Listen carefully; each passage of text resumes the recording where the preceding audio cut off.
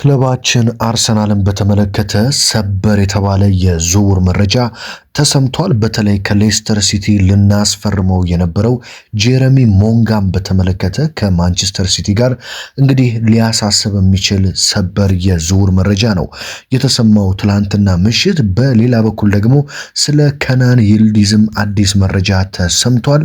የከናን ይልዲዝ የዝውውር ጉዳይ እንግዲህ ተዘግቶ ነበር ከትላንትና ምሽት ጀምሮ፣ ግን በጣም ደስ ሊል የሚችል መረጃ ምናልባትም ተስፋ የሚሰጥ መረጃ ተሰምቷል ማለት ነው። አርሰናል ከቦርንማውዝ እጅግ በጣም ድንቅና ወጣት የሆነውን ተጫዋች ለማስፈረም እንቅስቃሴ እያደረገ እንደሆነ ተሰምቷል። ስለ ብሩኖ ጉማሬሽ እንደዚሁም ደግሞ ስለ ዴክላን ራይስ ጉዳትም ከእንግሊዝ ብሔራዊ ቡድን አዲስ መረጃ ወጥቷል ማለት ነው። እነዚህንና የዕለቱን ክለባችንን አርሰናልን የተመለከቱ ወሳኝ መረጃዎችን እንደተለመደው በአማረ መልኩ ወደ እናንተ ለማድረስ እኔ ጋዜጠኛ አብርሃም ፍቅሬ የስቱዲዮ ሰዓቴን አክብሬ ተገኝቻለሁ። የአርሰናል ደጋፊ ከሆናችሁ ይህ ቻናል የእናንተ ነው። በየቀኑ የአርሰናልን የተወዳጁ ክለባችንን መረጃ ወደ እናንተ ያደርሳል።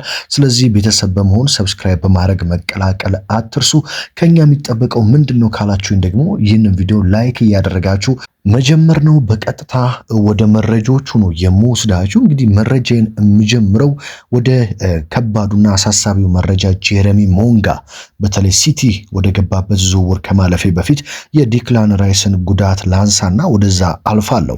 እንግዲህ የክለባችን ወሳኝ ተጫዋች የሆነው ዴክላን ራይስ እንግሊዝ ብሔራዊ ቡድን ኮንጎን አሸንፋ ወደ 16ቱን በተቀላቀለችበት ጨዋታ ላይ ጉዳት የሚመስል ነገር አስተናግዶ እንግዲህ ተቀይሮ ለመውጣት ተገዶ ነበረ። ተቀይሮ የወጣበት ምክንያት እንግዲህ በአነስ ባለች ጉዳት ምክንያት እንደሆነ የእንግሊዝ ብሔራዊ ቡድን አሳውቋል። በሌላ በኩል ግን ዴክላን ራይስን ከከፋ ጉዳት ለመጠበቅ ሲባል የሙሉ ክፍለ ጊዜ ልምምድ እንደማይሰራ ተረጋግጧል ማለት ነው። ስለዚህ ዴክላን ራይስ ካሁን በኋላ የእንግሊዝ ብሔራዊ ቡድን ልምምዳቸውን ሲሰሩ በከፊል ነው የሚለማመደው እንጂ ልክ እንደ ሌሎች ተጫዋቾች ሙሉ ልምምድ አያደርግም። ምክንያቱም ተጫዋቹ በጣም ሰውነቱ ዝሏል፣ ደክሟል። በደንብ ማኔጅ መደረግ እንዳለበት ተገልጿል። ያ ማይሆን ከሆነ ከባድ ጉዳት ስለሚገጥመው ካሁኑ ጥንቃቄ መወሰድ እንዳለበት ነው የተረጋገጠው። በነገራችን ላይ የእንግሊዝ ብሔራዊ ቡድን 16 ውስጥ የምትገጥመው ሜክሲኮን ነው። ታዲያ ሜክሲኮን አሸንፋ 8 ውስጥ ትገባለች ተብሎ ይጠበቃል። 8 ውስጥ የምትገባ ከሆነ ደግሞ የብራዚልና የኖርዌይን አሸናፊ ትገጥማለች። የጋብሪኤል ማጋሌሽና ማርቲኔሊ እንደዚሁም የኦዲጋርድ ቡድን ከሁለት አንዳቸው አልፈው ከእንግሊዝ ጋር ይገናኛሉ ማለት ነው። ስለዚህ ዘንድሮ እንግሊዝ ምናልባትም እስከ ዋንጫ ድረስ ጭምር የሚሄድ ትልቅ እድል አላት። ስለዚህ ዴክላን ራይስ ከክፉ ሁሉ እንዲጠብቀው በጣም መመኘት አለብን። ምክንያቱም እያንዳንዱን ለእንግሊዝ የሚደረጉ ጨዋታዎችን ይጫወታል። እስከ ፍጻሜ የሚሄድ ከሆነ ደግሞ ገና ካሁን በኋላ 16 ውስጥ አንድ ጨዋታ፣ 8 ውስጥ አንድ ጨዋታ፣ 4 ውስጥ አንድ ጨዋታ ከፍጻሜ ጋር 4 በጣም ወሳኝ ጨዋታዎች ይጠብቁታል። ስለዚህ በጣም ጥንቃቄ ያስፈልገዋል የክለባችን ተጫዋች የሆነው ዴክላን ራይስ ማለት ነው። በቀጥታ እንግዲህ ወደ ዝውውር መረጃዎች ልውሰዳችሁ። እንግዲህ ትላንትና ምሽት ከተሰማው ሰበር የዝውውር መረጃ ነው የምጀምረው። ይህ ዝውውር መረጃ ስሰማ እኔ በግሌ በጣም የሚያበሳጭ መረጃ ሆኖ ነው ያገኘሁት። እንግዲህ ከዚህ በፊት በሰራውላችሁ ዘገባ የሌስተር ሲቲው የግራ ክንፍ በጣም ምርጥ የሆነ የ16 ዓመት በጣም ታዳጊ ነው፣ በጣም የሚችል ተጫዋች ነው። በነገራችን ላይ ይህንን ተጫዋች ጄረሚ ሞንጋ ማለት ነው አርሰናል ብቻ አይደለም የሚፈልገው፣ ከ10 በላይ ክለቦች ነው የሚፈልጉት፣ ብታምኑም ባታምኑ። ምክንያቱም ተጫዋቹ እጅግ በጣም የሚያስገርም ተሰጥኦና ብቃት ነው ያለው። ወደፊት በጣም በምርጥ ሁኔታ እንደሚያድግ ሁሉም የእንግሊዝ ክለቦች ያውቃሉ። ለዛ ነው እንዳለ ተረባርበው እንግዲህ ተጫዋቹን ለማስፈረም ለሌስተር ሲቲ ጥያቄ ሲያቀርቡ የነበረው። ታዲያ ክለባችን አርሰናል በጣም በጥሩ መልኩ ይህንን ዝውውር ይዞት ነበረ። ከሌሎች ክለቦች ከ10 ክለቦች በልጦ ከጄረሚ ሞንጋ ጋር በግል ጥቅማጥቅም ጉዳይ ሙሉ ለሙሉ ከስምምነት ጭምር ደርሶ ዝውውሩን ለመጨረስ ከጫፍ ደርሶ ነበር። የክለባችን የአርሰናል የመጀመሪያ ፈራሚ ታውቋል በሚል ራሱ ለአርሰናል ቅርበት ያላቸው የመረጃ ምንጮች ሃንድ ኦፍ አርሰናል እነ ፋብሪዚዮ ሮማኖ እነ ዴቪድ ኦርንስቲን ጭምር የአርሰናል የመጀመሪያው ፈራሚ ሆኗል በሚል በከፍተኛ ሁኔታ ሲዘግቡት ነበር። ትላንትና ምሽት ግን ይህንን ዝውውር ለመጥለፍ ሲቲ ማንቸስተር ሲቲ እጅግ በጣም በጠንካራ ሁኔታ እየተንቀሳቀሰ እንደሆነ ተረጋግጧል። ሲቲ እንግዲህ እንዲንቀሳቀስ ያደረገው ምንድነው? አዲሱ የሲቲ አሰልጣኝ ኤንዞ ማሬስካ የዚህ ጄረሚ ሞንጋ የተባለ ተጫዋች እጅግ በጣም ከፍተኛ አድናቂ ናቸው። ኤንዞ ማሬስካ ራሳቸው አሰልጣኙ ናቸው ዝውውሩን እየመሩ የሚገኙት፣ ተጫዋቹን ለማግባባት እየሞከሩ የሚገኙት ራሳቸው አሰልጣኝ ኤንዞ ማሬስካ ናቸው ማለት ነው። በተለይ ከተጫዋቹ ጋር ኤንዞ ማሬስካ በሌስተር ሲቲ ቤት አብረው ሰርተዋል፣ ይተዋወቃሉ። ይህንን ትውውቃቸው በመጠቀም ጄረሚ ሞንጋን ከአርሰናል ለማስኮብለል በከፍተኛ ሁኔታ እየሰሩ እንደሆነ ተረጋግጧል ማለት ነው። እንደ ፋብሪዚዮ ሮማኖም እንደ ዴቪድ ኦርንስቲን እንደ ሳሚ ሞክቤል እና ቢቢሲ ዴይሊ ሜልን ጨምሮ እንደ ስካይ ስፖርት ያሉ ታማኝ የሚባሉ የመረጃ ምንጮች ሲቲ በጣም በከፍተኛ ሁኔታ በዝውውሩ ላይ እየገሰገሰ እንደሆነና አርሰናሎች ትንሽ ዝውውሩን ችላ ማለት መጀመራቸው ለሲቲ ከፍተኛ ክፍተት እንደሰጠው ተናግረዋል ማለት ነው። እዚህ ጋር እንግዲህ የክለባችን የአርሰናል የዝውውር ሰዎች ላይ ከፍተኛ ትችት እየደረሰ ነው የሚገኘው። ምክንያቱም ተጫዋቹን ሁሉንም ነገር ካስማማን በኋላ ከሌስተር ሲቲ ጋር ጭምር ገንዘብ ዙሪያ ተስማምተን ነበር፣ ለምንድነው ሂርዊጎ ያላስባሉት ወይም ለምንድነው ያላስፈረሙት በሚል ትልቅ ጥያቄም የዝውውር አካላቶቻችን ላይ አንድሬ ቤርታ ላይ ጭምር እየተነሳ ነው የሚገኙ። ምክንያቱም በአሁኑ ሰዓት አይታችሁ ከሆነ ቶተንሃም ቶናሊን እኛም ልናስፈርም የምንፈልገውን ቶናሊን ወስዷል። ቶናሊን ከወሰደ በኋላ ደግሞ ኒውካስትል ዩናይትድ በፍጹም ብሩኖ ጉማሬሽን አልሸጥም ሲል ትላንትና መግለጫ አውጥቷል ማለት ነው። በነገራችን ላይ ኒውካስትል ዩናይትድ ይህንን ያለበት ምክንያት በአንድ የክረምት የዝውውር መስኮት ሁለት የመሃል ሜዳ ወሳኝ ተጫዋቾችን መሸጥ አልችልም በሚል ነው። ምክንያቱም የኒውካስትል ወሳኝ ሁለት ተጫዋቾችን ጥሩ ብትባሉ በእርግጠኝነት የምትጠሯቸው መሃል ሜዳ ላይ ቶናሊን እና ብሩኖ ጉማሬሽን ነው። ስለዚህ ሁለቱንም በአንድ ክረምት ማጣት ለኒውካስትል ትልቅ ኪሳራ ነው በሚል ኒውካስትሎች አርሰናልን ከዝውውሩ ለማስወጣት በፍጹም አንሸጥም በሚል አርሰናልን እንግዲህ እንደከለከሉ እየተሰማ ነው የሚገኘው። አርሰናል ሁለተኛው ጥያቄ ለማቅረብ እየተዘጋጀ ነው። ነገር ግን ኒውካስትሎች ይህንን ጥያቄ ውድቅ ለማድረግ ጭምር ዝግጅት እያደረጉ እንደሆነ ተሰምቷል። በተለይ ብሩኖ ጉማሬሽ ግፊት የማያደርግ ከሆነ ማለት ነው። ለዚህ ነው የክለባችን የአርሰናል ዘንድሮ በተለይ ልክ እንዳምነው ለምንድን ነው እየፈጠንን ያልሆነው? ካልፈጠንን ዝውውሮችን እየተቀደምን እንገኛለን። በተለይ የብሩኖ ጉማሬሽን ዝውውር በፍጥነት ብንጨርስ ኖሮ ቶናሊን ለቶትናም አንሰጥም በሚል ኒውካስትሎች ለኛ ጉማሬሽን ስለሰጡ ወደ ቶትናም ጫናውን ማዞር እንችል ነበር። አሁን ግን ቶናሊን በማስፈረሙ ኒውካስትል ለኛ ጉማሬሽን አልሸጥም በማለት ከፍተኛ ጫና ያደርስብናል በሚል እንግዲህ ትችት እየደረሰባቸው ነው የሚገኘው። ትችቱም ትክክለኛና ተገቢ ነው ብዬ ነው ማስበው። በተለይ ዝውውር ላይ ዘንድሮ አምና እንደዛ 8-9 ተጫዋቾችን ስናስፈርም በጣም የአርሰናል የዝውውር መስኮት ነው እንዳልተባለ፣ አሁን ደግሞ አርሰናል 5 እና 6 ተጫዋች ያስፈርማል እየተባለ እስካሁን አንዱም አለመምጣቱ፣ ከዛም በላይ ደግሞ በእጃችን የገቡትን ዝውውሮችን እያጣን መምጣታችን አሳሳቢ ሆኗል ማለት ነው። ነገር ግን ሁለት ተስፋ የሚሰጡና ጥሩ ሊባሉ የሚችሉ የዝውውር መረጃዎች ትላንትና ምሽት ደግሞ ከክለባችን አርሰናል ጋር በተያያዙ መጥተዋል። በተለይ ክለባችን አርሰናል አሁን የምነግራችሁን የተወሰኑ ስሞችን ማምጣት የሚችልና ማስፈረም የሚችል ከሆነ እንደዚህ ያዘንበትንና እየተቆጨንበት ያለውን የዝውውር መስኮት በደስታና በሐሴት እንግዲህ ሊተካልን ወይም ሊክሰን ይችላል ማለት ነው። ትናንትና ምሽት እንግዲህ አርሰናል ጋር በተደጋጋሚ ስሙ ሲያያዝ የነበረው የጁቬንቱሱ ቱርካዊው ተጫዋች ከናን ይልዲዝን ዝውውር በድጋሚ እየተመለከተው እንደሚገኝ መረጃዎች ያሳያሉ። ምንም እንኳን ዩቬንቱሶች ከናን ይልዲዝን በፍጹም አንሸጥም ቢሉም ከ100 ሚሊዮን ፓውንድ በላይ ከቀረበላቸው ተጫዋቹን ለመሸጥ ያስባሉ። እስከ 100 ሚሊዮን ፓውንድ ከቀረበላቸው ኒውካስትል ዩናይትዶች በእርግጠኝነት ከናን ይልዲዝን ሊሸጡ ይችላሉ ሲል እንግዲህ ታማኙ የዝውውር መረጃ ምንጭ ዴቪድ ኦርንስቲን እንደዚሁም እነ ሳሚ ሞክቤልም ጭምር ይህንን መረጃ አጋርተውታል።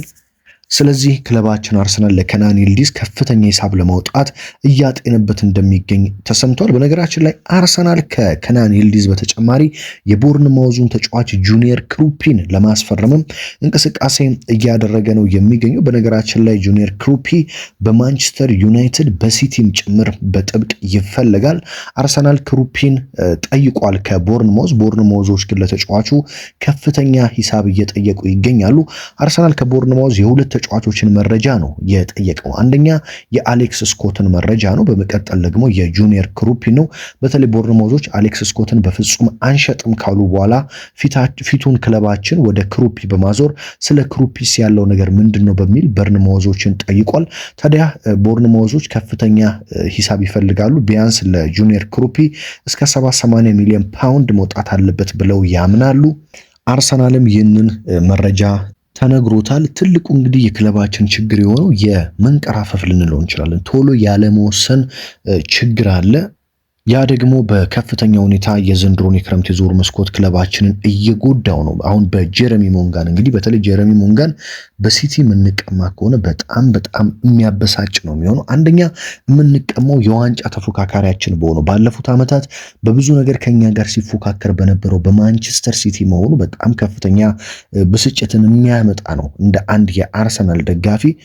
ምክንያቱም እኛንን የፕሪሚየር ሊጉን ዋንጫ የበላ ነው። ከፍተኛ ጥራት ያለው ቡድን ያለን እኛንን ተጫዋቹ እኛን መቀላቀል ፈልጎ በግል ጥቅማ ጥቅም ተስማምቶ ይህንን ተጫዋች የምናጣው ከሆነ በሲቲ በጣም ትልቅ በዝውውሩ ላይ ብቻ ሳይሆን አርሰናልን መርጠው በሚመጡ ተጫዋቾችም ላይ ትልቅ ጥያቄ የሚያስነሳብን ጉዳይ ስለሆነ ይህንን ዝውውር በፍጹም ሲቲ እንዲጠልፈው መፍቀድ የለብንም።